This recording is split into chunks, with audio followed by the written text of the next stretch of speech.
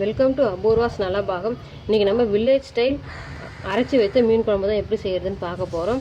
அதுக்கு நான் ஒரு 10 பல்லு பூண்டு, 10-12 பல்லு இருக்கும், ஒரு 15 சின்ன வெங்காயம் சேர்த்து வதக்கிக்கலாம். கூடவே நான் ஒரு பெரிய சைஸ் தக்காளி அதையும் சேர்த்து வதக்கிக்க போகிறேன் அரைக்கிறதுக்கு. நம்ம வதக்கிட்டு அரைச்சி வச்சோம்னாக்கா ரொம்ப டேஸ்ட்டாக இருக்கும்.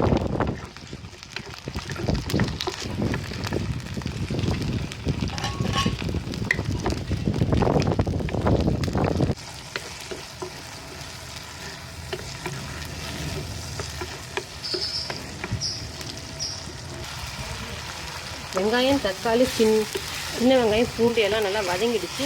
இதை நம்ம இப்போ எடுத்து அரைச்சிடலாம். அரைச்சிட்ட பிறகு குழம்பு எப்படி வைக்கிறதுன்னு பார்க்கலாம்.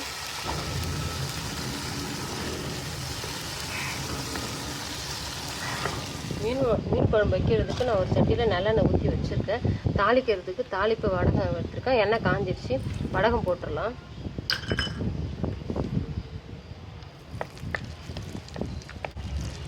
வடகம் இல்லாதவங்க கடுகு 1/2 டீஸ்பூன், சீரகம் 1 டீஸ்பூன் போட்டு தாளித்தாலும் டேஸ்ட் ரொம்ப நல்லாயிருக்கும். வடகம் பொரிஞ்சிருச்சு. நான் சின்ன வெங்காயம் ஒரு 10 சின்ன வெங்காயம், 10 பல்லு பூண்டு இடித்து வச்சுருக்கேன். நான் இது மாதிரி நம்ம கட் பண்ணி போடாமல் இன்னும் இடித்து சேர்க்கும்போது டேஸ்ட் ரொம்ப நல்லாயிருக்கும்.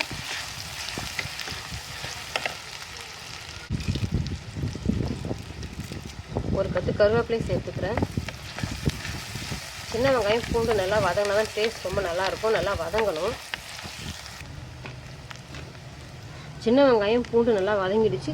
நான் ஒரு தக்காளி கட் பண்ணி வச்சுருக்கேன், அது சேர்த்துக்கிறேன். சின்ன சைஸ் தக்காளி தான் போட்டிருக்கேன். ஏற்கனவே பெரிய தக்காளி ஒன்று வதக்கி அரைச்சிருக்கோம். நம்ம ரொம்ப புளிப்பாயிடுச்சுனாலும் நல்லா இருக்காது. மீன் குழம்பு கொஞ்சம் புளிப்பு இருந்தால் தான் நல்லாயிருக்கும். ரொம்பவும் புளிப்பானாலும் டேஸ்ட் நல்லா இருக்காது. உங்கள் புளிப்புக்கு தகுந்த மாதிரி நீங்கள் சேர்த்துக்கோங்க தக்காளி. வெங்காயம் தக்காளி நல்லா வதங்கிடுச்சு. நம்ம வதக்கி அரைச்சி பேஸ்ட்டு இதிலே சேர்த்துக்கலாம்.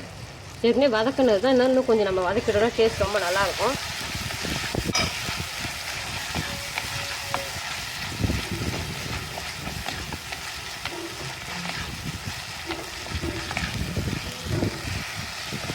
வெங்காயம் தக்காளியெல்லாம் நல்லா வதங்கிடுச்சு. நான் ஒரு பெரிய லெமன் சைஸ் அளவு புளி எடுத்து கரைச்சி வச்சுருக்கேன். இதிலே உப்பு தேவையான அளவு சேர்த்துருக்கேன். நான் 4 டேபிள் ஸ்பூன் குழம்பு மிளகாத்தூள் சேர்த்துருக்கேன். நீங்கள் உங்கள் காரத்துக்கு தகுந்த மாதிரி சேர்த்துக்கோங்க. இப்போ இதை நம்ம குழம்புல சேர்த்துடலாம். இந்த ஸ்டேஜில் நம்ம உப்பு, காரம், புளிப்பு எல்லாம் கரெக்டாக இருக்கான்னு செக் பண்ணிக்கிட்டால் பத்தலைனாக்கா நம்ம ஆட் பண்ணிக்கலாம். இப்போ நான் இதை குழம்புல சேர்த்துட்றேன். மீன் குழம்புக்கு எல்லாம் வதக்கி விட்டு ரெடி பண்ணி வச்சுருக்கோம். நல்லா குழம்பு கொதிக்கணும். குழம்பு கொதிக்கட்டும்.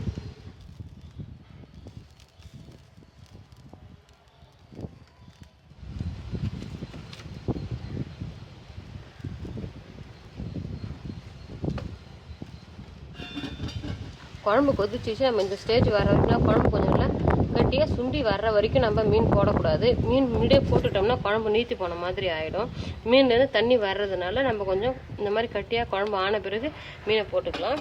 நான் வஞ்சர மீன் தான் எடுத்துருக்கேன் இன்றைக்கி குழம்புக்கு. இது நான் கழுவி க்ளீன் பண்ணி வச்சுருக்கேன், அதை சேர்த்துக்கிறேன். நீங்கள் உங்கள்கிட்ட எந்த மீன் நீங்கள் செய்யணும்னு நினைக்கிறீங்களோ அதை அந்த மீன் செஞ்சுக்கோங்க. மீன் போடும்போது இது மாதிரி நம்ம ஒன்று தான் எடுத்து போடணும். அப்படியே போட்டோம்னா அது மீன்லேருந்து தண்ணி வந்திருக்கும். அதில் குழம்புல சேர்ந்துருச்சுனாக்கா குழம்பு ஒரே கவுச்சி ஸ்மெல் அடிக்கும். அதனால் நம்ம இது மாதிரி ஒன்று எடுத்து போட்டு தான் செய்யணும். நம்ம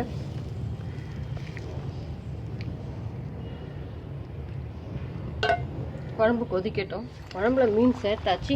நம்ம மீன் சேர்த்துட்ட உடனே கிளறி விட்டுறணும். நம்ம மீன் போட்டுட்டு கரண்டி போட்டு ரொம்ப கிண்டோம்னா மீனெல்லாம் உடஞ்சி போயிடும். அதனால் நம்ம கிண்டாமல் கொஞ்சம் பார்த்து செய்யுங்க. குழம்புல மீன் போட்டிருந்தேன். மீன்லாம் குழம்பு ரெடி ஆகிடுச்சு. குழம்புலாம் கட்டியாக சுண்டிடுச்சு. ரொம்ப டேஸ்ட்டாக இருக்கும். இந்த மாதிரி நம்ம வதக்கி அரைச்சி மீன் குழம்பு வைக்கும்போது ட்ரை பண்ணி பாருங்கள். லைக் பண்ணுங்கள், ஷேர் பண்ணுங்கள். அபூர்வ நலபாகத்துக்கு சப்ஸ்கிரைப் பண்ணுங்கள்.